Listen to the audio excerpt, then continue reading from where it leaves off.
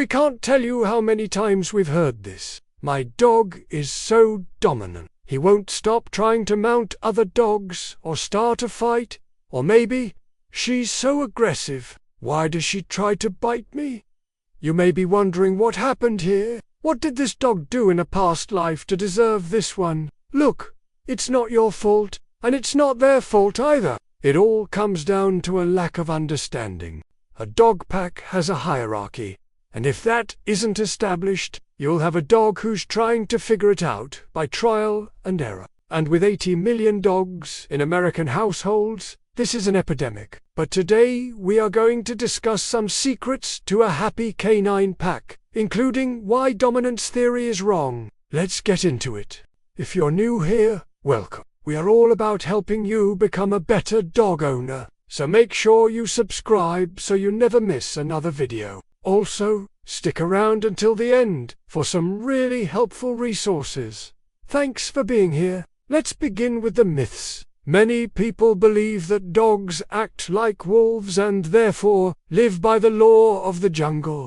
Wolves do have a pack hierarchy, but they only recognize each other's scent, not ours. So the idea of establishing dominance over your dog doesn't work because they don't see you as part of their pack. Dogs descended from wolves, but they've been selectively bred by humans for thousands of years and have evolved separately from wolves. So while they may share some similarities, dogs aren't wolves and shouldn't be treated as such. So if dominance doesn't work, then what does? Well, think about it like this. Your dog is already an expert at reading other dogs. They can read body language, facial expressions, ear position, and tail wags. They can read each other better than we ever could. So the first step is to let them do what they already know how to do.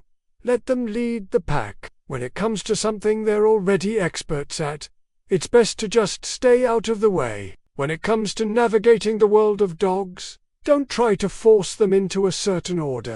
Let them decide where they fall. As long as there are no medical issues, you can trust that they know how to navigate these things. You might be thinking, okay, but what about when they're trying to bite me or hump other dogs? Well, that's where you come in. If your dog is trying to bite or hump another dog, it's not because they want to establish dominance. That's a myth. Instead, it's because they haven't been taught appropriate behavior. It's not too different from a kid who wants a toy that another kid is playing with. Most likely, the child doesn't understand that they need to wait their turn, so it's up to the parent to teach them the appropriate behavior. In the same way, it is up to you to teach your dog that biting and humping are not acceptable ways to interact with other dogs. In addition to teaching them appropriate behavior, it's also important to monitor their interactions with other dogs. Just like we wouldn't leave a toddler alone with other kids, we shouldn't leave a dog alone with other dogs until they've been properly socialized and know how to interact appropriately. You can do this by attending puppy classes and having playdates with other dogs. By monitoring and guiding their interactions, you can help your dog develop the appropriate social skills they need to be a well-adjusted adult. Now let's talk about bites. There's nothing worse than coming home to a ripped-up couch or a destroyed piece of furniture. But instead of getting angry at your dog, take a moment to understand why they might have done it.